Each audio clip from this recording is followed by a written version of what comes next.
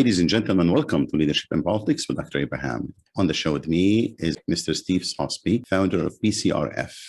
Mr. Steve, welcome to the show. Thank you for having me. I appreciate it.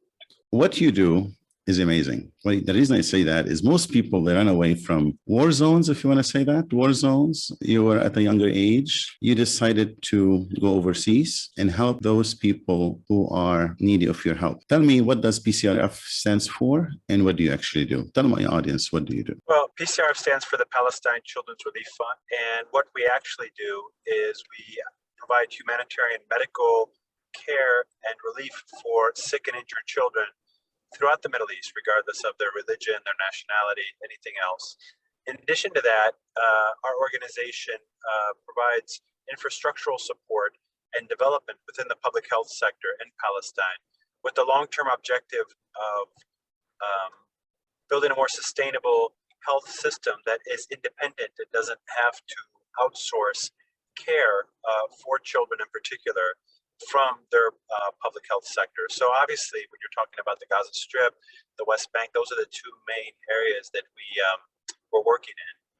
And those are the areas where we're really focusing our efforts and our resources to provide as much sustainable development in the health sector, because actually, the long-term development is really where you have the biggest impact. Now, obviously, when people are being killed and there's bombings and destruction, like we saw in May in Gaza, the responsibility is also to provide urgent, immediate relief and support on the ground, whether it's in humanitarian relief or in medical care for children. And that poses a very significant challenge for organizations like ours, because we have to balance our long-term objective of development and sustainable health services with the urgent humanitarian needs of children and people who are being marginalized. You are not from yesterday. I mean, like a few days ago or 1 year ago. You've been in business in this specific type of community service for 30 years or so. That's correct. Correct. And how old were you when you started this? I was around 23 years old when I started. The organization started bringing kids out for medical care they could not get locally. I was in my early 20s, and it was during the first Palestinian uprising, the first Intifada. Now, at 23, you were single then? I was. Yes, I was single. How come you didn't finished university. I just finished university, yeah. You finished your schooling and you said, I'm going to defy the odds. I'm going to help the needy children of Palestine. The story's a little bit different than that. I was active as a human rights, I was a human rights activist at my university on the issue of Palestine in particular, other issues. Why Palestine? It's a good question. So I'm from a town in Northeast Ohio called Kent, Ohio. And in 1970, the Ohio National Guard soldiers entered our university and shot and killed four students who were protesting the American invasion of Cambodia, the continuation of the Vietnam War. They injured 13 more with live ammunition. And it was the first time ever that soldiers had killed unarmed, particularly white students at a university. And growing up in that small town, I was too young to remember that incident, but growing up in that small town, I became very much aware, more politically conscious of, let's say, images of the state using armed forces and state violence against legitimate democratic protests. And when the first Palestinian, so if you compare, that historical legacy and the impact it had on me and my fellow students to kids who went to other universities who didn't grow up in the same town that I grew up in, then you can say that I have obviously a different perspective and a different overall view of what I saw in Palestine in 1988 during the first Intifada on TV and in the mainstream media, which is that the same images of soldiers shooting unarmed civilians using their right to protest and to organize, to voice their opinion. In the case of Palestine, it was for freedom. So when I saw the images of the Palestinian uprising in 1988, as I was a junior at my university, it connected with me and resonated with me more than it would other students. And so I read a lot and I studied the issue and I tried to understand the concept of the Palestinian struggle, the concept of what the Middle East issue was all about. And anybody who enters this conflict or enters this issue with an open mind, objectively, and studies it historically, and tries to be fair and balanced as to what the main source of this instability, you come to the conclusion that the Palestinians, the uprooting of the indigenous population of Palestine in 1948 and the ongoing occupation of the Palestinian people is really the main cause of the violence and the instability in that region. So I became, as an American, we have a particularly stronger responsibility to be involved on this issue and to be organized and to try to educate our fellow Americans and to hopefully, change the minds of people as to how our foreign aid is going to deny people the same basic rights that we as Americans enjoy in our family. Was it out of guilt that you felt your country, our country, is supporting the people who are killing or maiming these children, that you felt it's your duty as a good American, patriot American, to go and support them? Or is it an enlightenment of different sort? It's a lot of different factors. Guilt certainly was one of them. And it's not so much guilt as it is responsibility. So we, as Americans, if our foreign aid is being used inappropriately to deny people the basic liberties that that our forefathers struggled for and died for, forefathers and foremothers struggled and died for, then we have that certain responsibility to stand with those oppressed and subjugated people and try to show a sense of solidarity and support to change their condition, particularly because we're responsible for it. So whether you want to call that guilt or a recognition of my responsibility, political responsibility, those are big factors in it.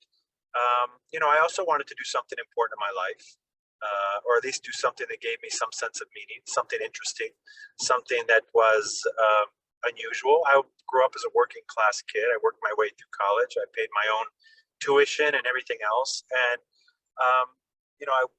that gave me a certain sense of wanting to get out of that kind of working class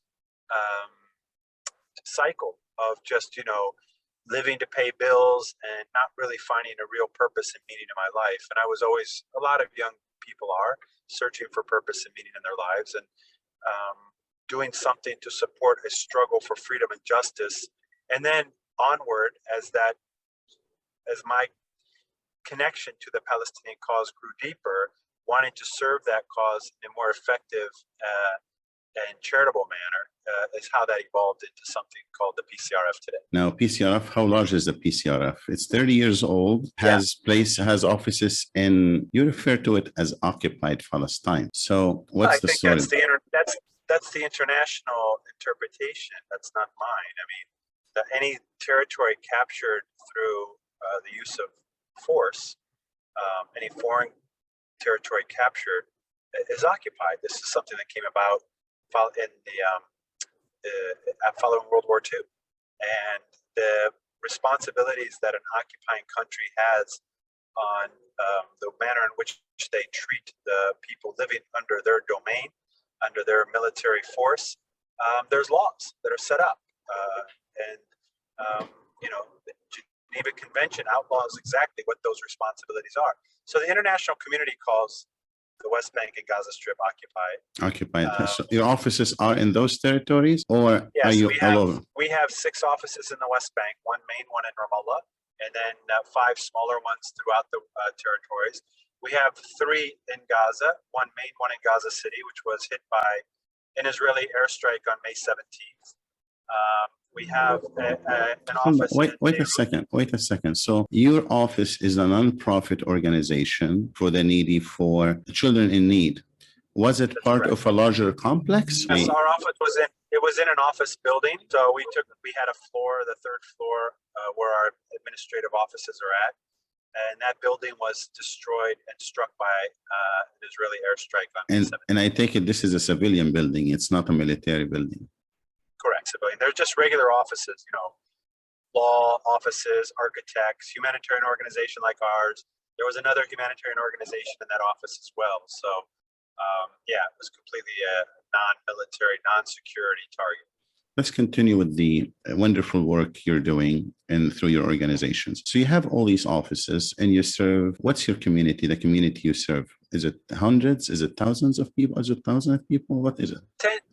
Tens of thousands. So we Tens do of a thousands. variety of different, we do a variety of different kinds of interventional programs and activities, ranging from small one-on-one sponsorship for children who may need surgery or may need some kind of material support for a medical condition or humanitarian need. We also do larger scale projects. We do distributions of medication, of supplies, of food, of wheelchairs. We built 2 pediatric cancer departments for children, one in the West Bank in the name of my first wife who passed away from leukemia 12 years ago, and also one in the Gaza Strip for children there as well, which we opened 2 years ago. So we're taking on larger projects which serve hundreds of kids.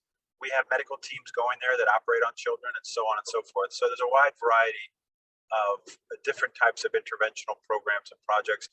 We help Syrian kids, we help Iraqi kids, Lebanese, Jordanian, Palestinian. It doesn't matter for us. We're not an organization that defines our interventional support based on nationality or religion. We're strictly a humanitarian organization. You are a humanitarian and you are a humanist, Steve.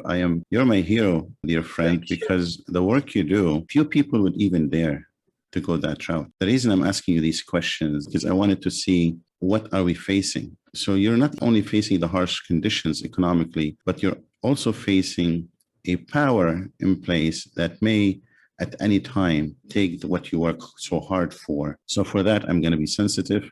We're not going to go that far, although the war crimes should be taken into consideration. When they kill children like that, I was very much affected when I start reading of the work you do, because I do care for disabled, and I've seen those individual children. Either one, I like the story of Mansour and what you've done, that magic you've done to him. I take it by this time, he is what, 40 years old or 30 years old? Yeah, he would be in his 40s now. He has 4 children. You kept in touch with him? Yeah, I reconnected just a few months ago when I was in Palestine. I went and visited him and was happy to see that he's still walking on prosthetic limbs, that he didn't forget his English, that he's healthy otherwise, other than being a triple amputee, that he still, is in good health considering the pandemic and the impact that it's been having on people all over the world. So yeah, he's otherwise healthy and doing as well as can be expected considering where he lives and his background, socioeconomic background, and also the overall circumstances of his injuries. So to go back to start how that story happened, I was working as a journalist in Palestine in 1989. I was very interested in sharing the stories of the people I met and trying to humanize the Palestinian people in the way that I saw them. Very kind, very courageous, very human in their struggle and who they are as a people. And Americans don't often get that kind of view of the Palestinian people. We often get, and especially back then before social media, it was, kind of a very strongly filtered image of the Palestinians in a manner which was just, they were dehumanized. And when you're dehumanizing people, obviously you can treat them in ways that don't require human rights or humanity. So I was doing stories and heard about a boy who had been injured by an Israeli bomb that was thrown at his home, and went up to the hospital to meet him. I saw a boy with such a great and strong spirit. He was in a wheelchair, had just lost his limbs. He was still wearing bandages, but he was smiling and joking and playing with people in the hospital and in his department. And I wanted to do more than just write a story about him. I wanted to try to help him. When I went back to Ohio, I took a photograph of him and showed it to a doctor, a Lebanese American orthopedic surgeon, and he went ahead and arranged for all of his treatment to be donated for free, as well as for that of his sister, who was also injured. And I went back in May of 1990 and brought him and his sister over to Akron, Ohio for free medical care. And they were the first injured Palestinian kids to get treatment. And, when they came, they were supported by the local community. They were, the community was very organized and got behind helping them. They also were it was seen in the American media. They were on the front page of the newspaper. They were on the television news. So it was really what I wanted to do as a journalist, which was to share these stories and kind of educate Americans as to what was happening on the ground in Palestine. And in addition to that, most importantly, is it got Mansour and his sister the treatment they otherwise couldn't get back home in Palestine. And finally, for me as a person, spiritually and seeking purpose in my life, it gave me a chance to do something for somebody else. And by doing this for Mansour, I was able to recognize my responsibility and to give back to him. So that was a blessing. And then when I took him and his sister back home after their treatment, so many people came to me and brought me other children who needed help. And I just started placing them in American hospitals for free, wherever I could find their treatment. And over a period of time, I got, several more kids treated. And then I realized I wanted to do this. This was my contribution to the Palestinian people, as my contribution to the Palestinian struggle and to humanity. And I was doing something positive. So I wanted to, I had to start an organization because at that time I was just a 23-year-old guy doing it on my own. So me and some other people who were helping, some other volunteers, we went ahead and registered the organization as a 501c3, a nonprofit.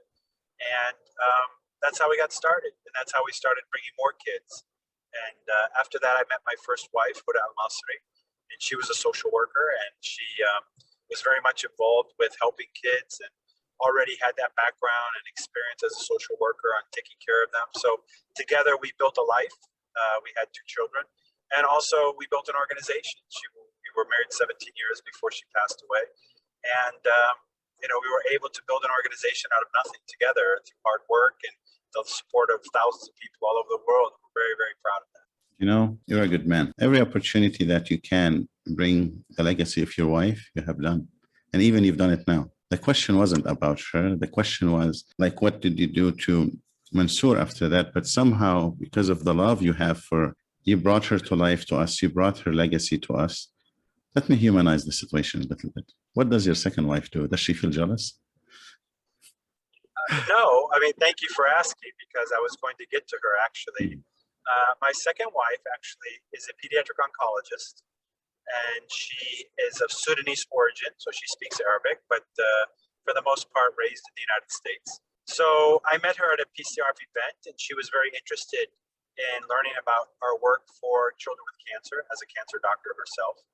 And, we just met and explained to her the work we're doing, and she wanted to volunteer, and we stayed connected, and it developed a professional relationship as her volunteering, and also a personal relationship as 2 people who fell in love.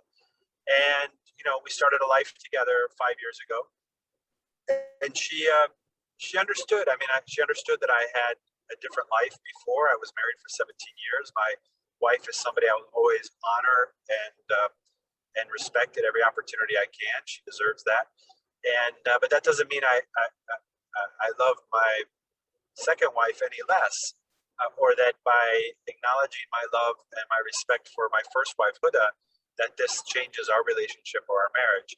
In fact, she started to go and volunteer and work in the same cancer hospital that we built in Huda's name, in Beit Jala Hospital in Bethlehem. So it's an amazing full circle of life. You have your second wife treating sick kids with cancer in the hospital in the department that you built in the name of your first wife. I'm very honored and very privileged. Your second wife is a specialist, right? Cancer specialist?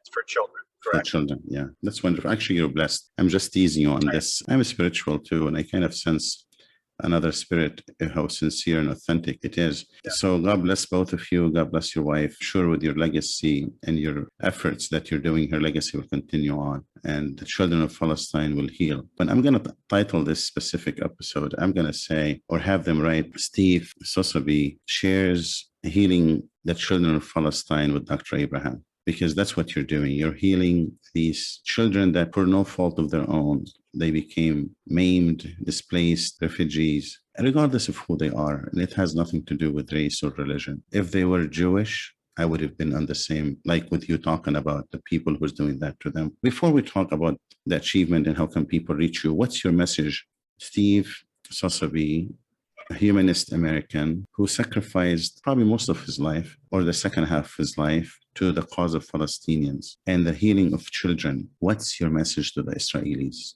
that listening to this?